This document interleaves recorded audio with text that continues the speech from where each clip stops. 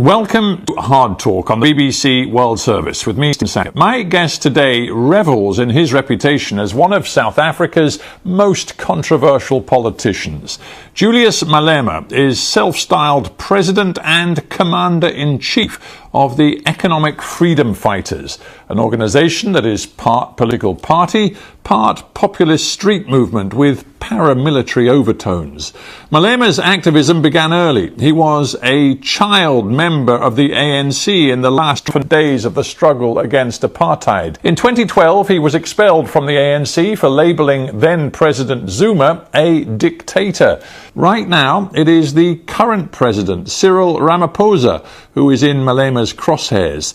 The EFF leader wants Ramaphosa toppled and impeached following allegations of dodgy cash stashed on the president's farm. With the economy in a mess, power cuts and mass unemployment stoking discontent, is Malema pushing his country towards chaos? Well, he joins me now on the line from Bloemfontein, South Africa. Welcome to Hard Talk.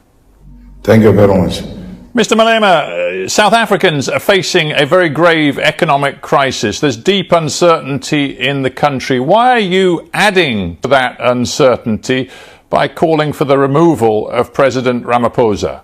It's the most logical thing that when a leader of a government doesn't perform well or the country is in a crisis, that leader should leave office and give others an opportunity who can come and do a much better work. Because I don't think that Mr. Ramaphosa has got a coherent plan as to how he's going to save South Africa.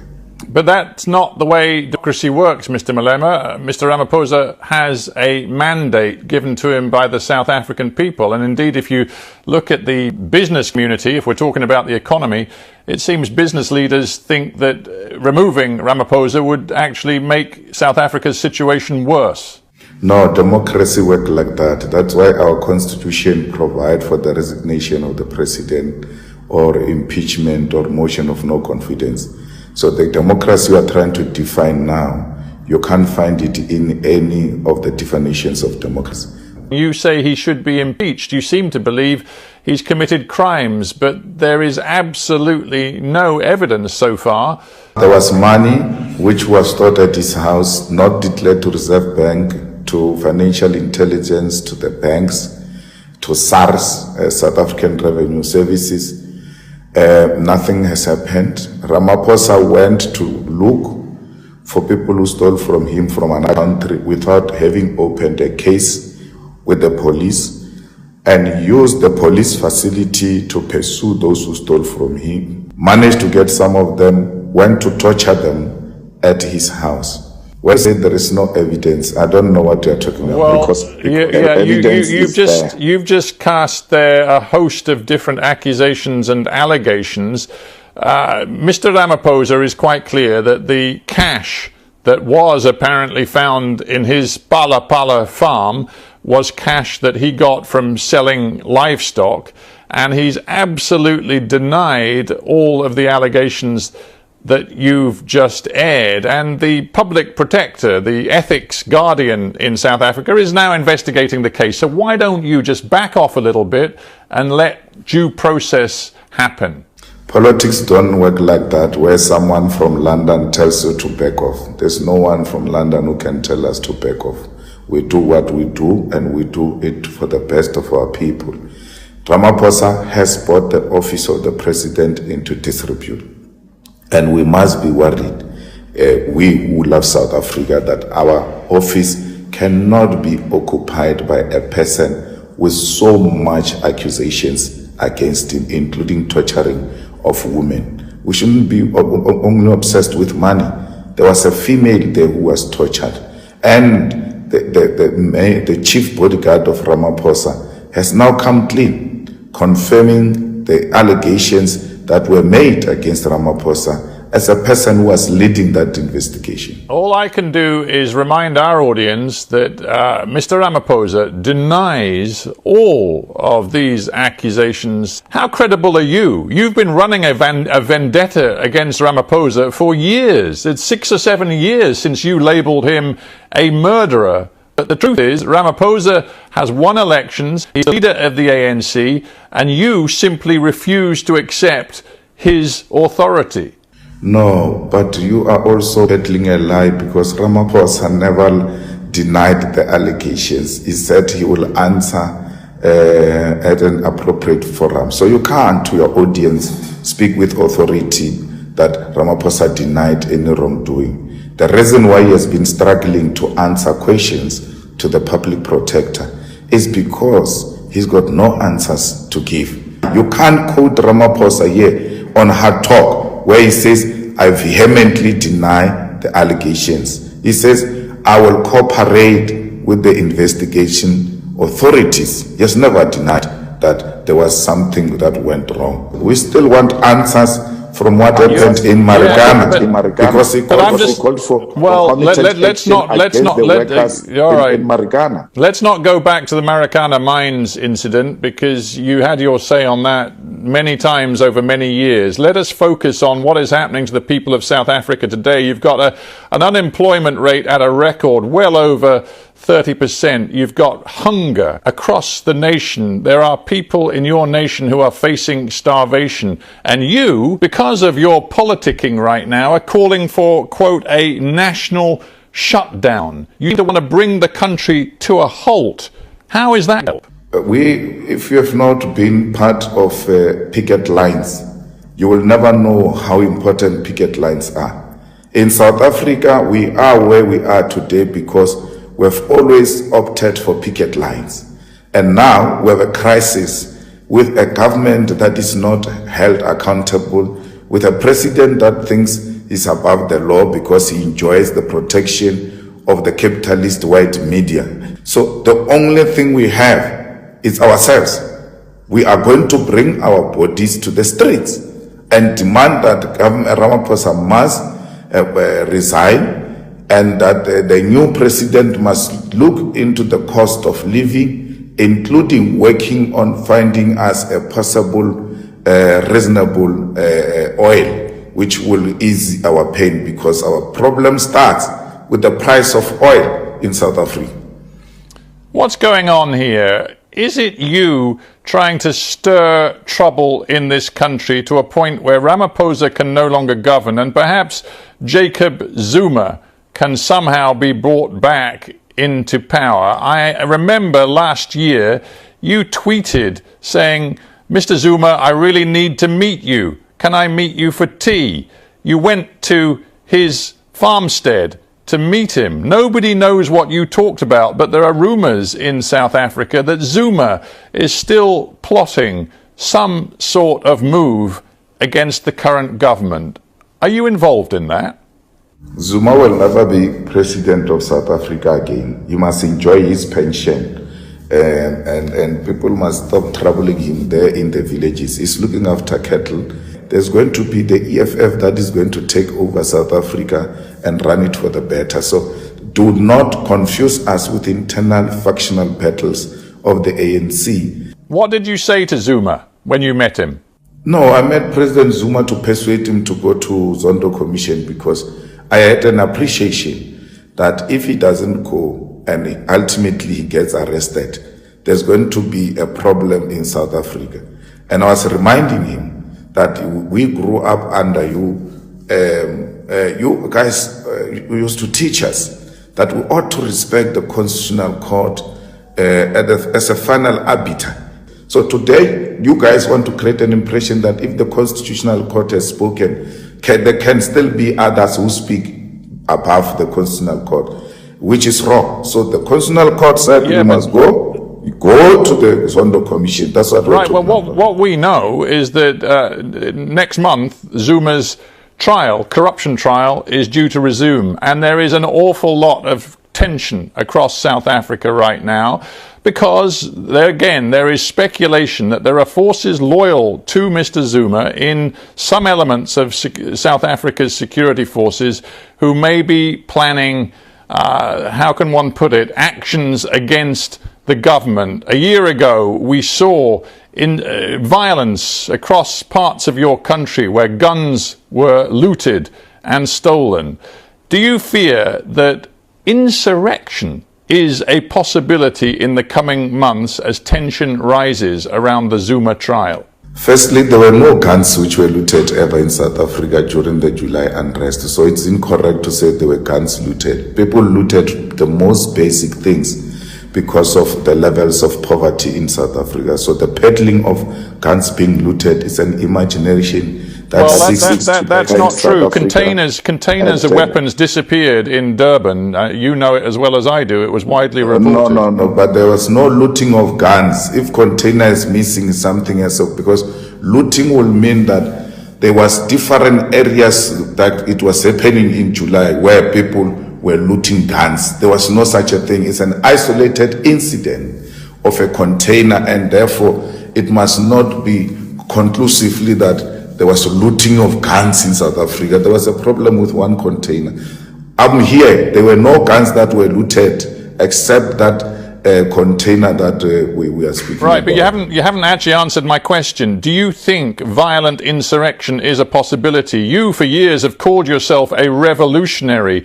You've quoted revolutionary leaders who ultimately say violence has to be the solution if politicians will not listen. So I'm just wondering right now whether you think South Africa faces serious political violence. Not for Zuma. There can't be any violence because Zuma is going on trial. That is not going to happen.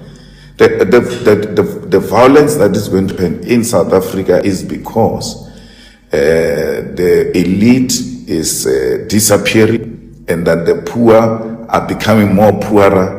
And therefore, there's going to be something like that looks like an Arab Spring.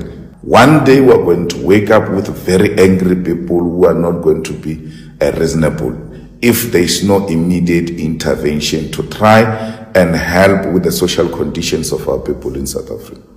You, of course. But for Zuma, it can't be. There won't be any violence for Zuma. He's going to go to trial, whether he likes it or not. And the judge will take a decision about that.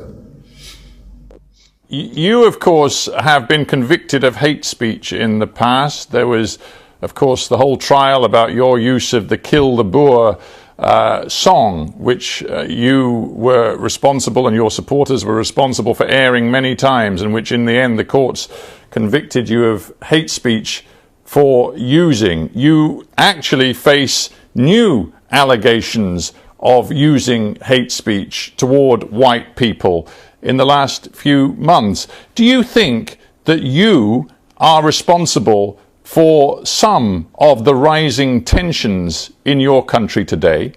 If I was responsible for rising tensions in my country today, what you see is picnic. It could have been worse than that if I was commanding it. I've engaged in democratic ways of trying to resolve problems in South Africa. And therefore, those who are scared of our ideas try and create an impression of very violent people. We are not. We are not responsible for any single violent activity that has happened in South Africa. You can't link us to anything. You can't link us to corruption. You can't link us to the abuse and violation of women in South Africa. But there is always this attempt to want to project us as being unreasonable people. But at the end of the day, when you break things down, you will never see the EFF like that. Yeah, if you are so reasonable, why are you still using this language of race hate? You, as recently as February of this year, were cross-examined by AfriForum, an advocate working for them, the representative of one of the white communities in South Africa. You were alleged to have suggested that the slaughter of white people might happen in the future. And you said this: I can't guarantee that I won't do it. I'm not ruling out that possibility. Why do you continue to use this sort of language? No, but you want to deny me a right to analyze society and give my own perception of what could be a possible outcome. When the unled revolution comes in South Africa, the first target is going to be white people, because they are the ones who've got the means.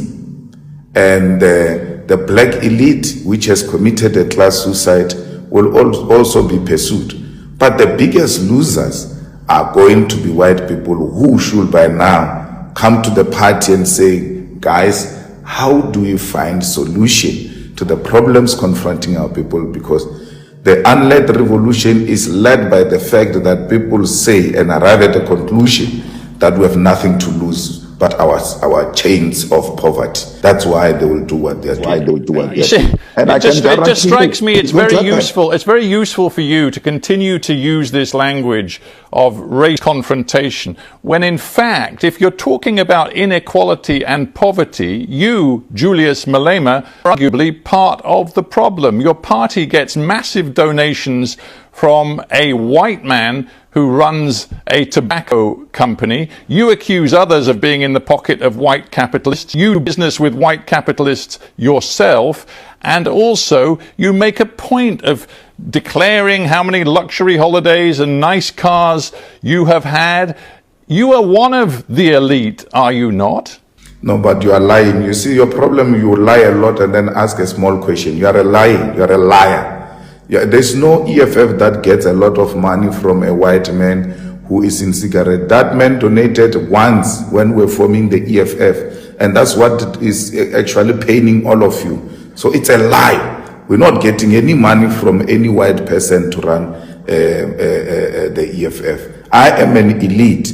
When the masses come to attack all of us, I will also be part of the people who are attacked by these masses on the ground, because they will accuse us of having abandoned them in squalor and joined the palace politics.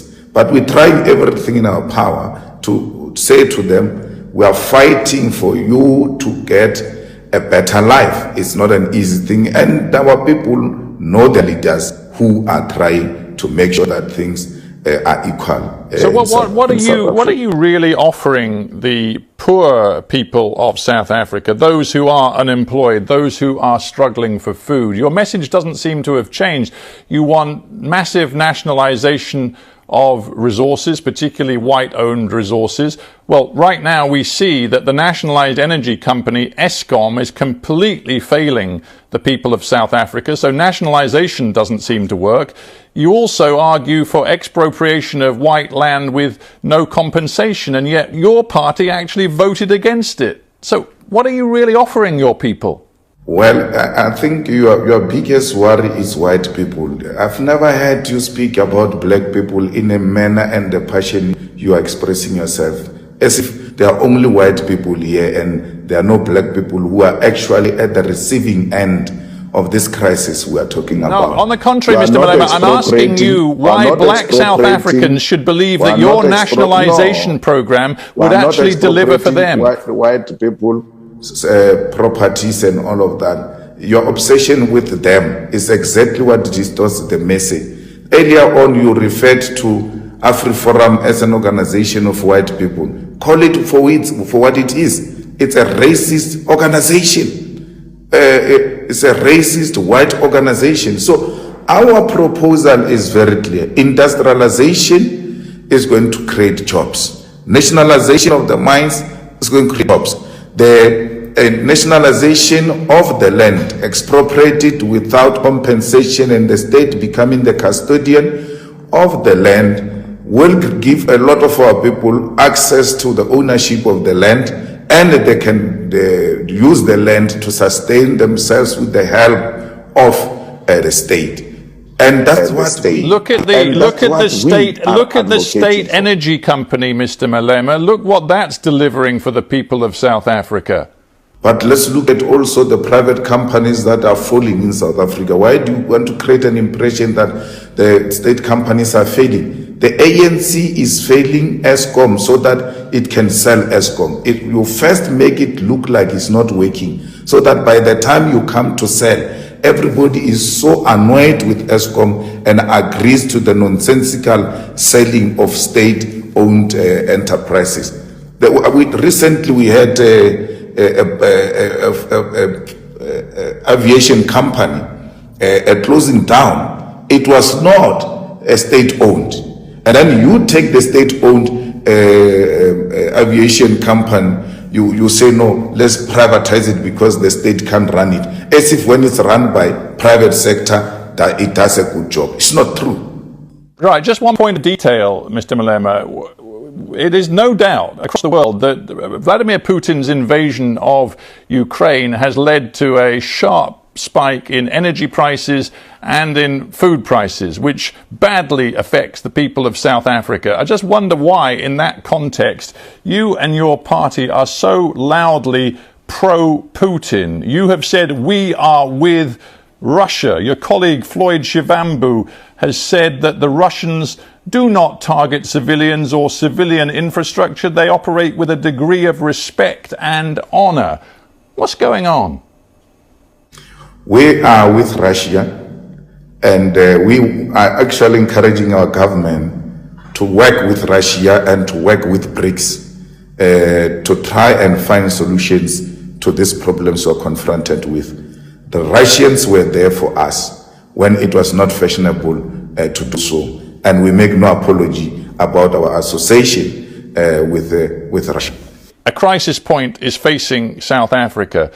Do you believe that the monopoly on power of the ANC is about to come to an end? And if it is, are you prepared to work with the biggest opposition party, the Democratic Alliance, to bring the ANC's rule to an end?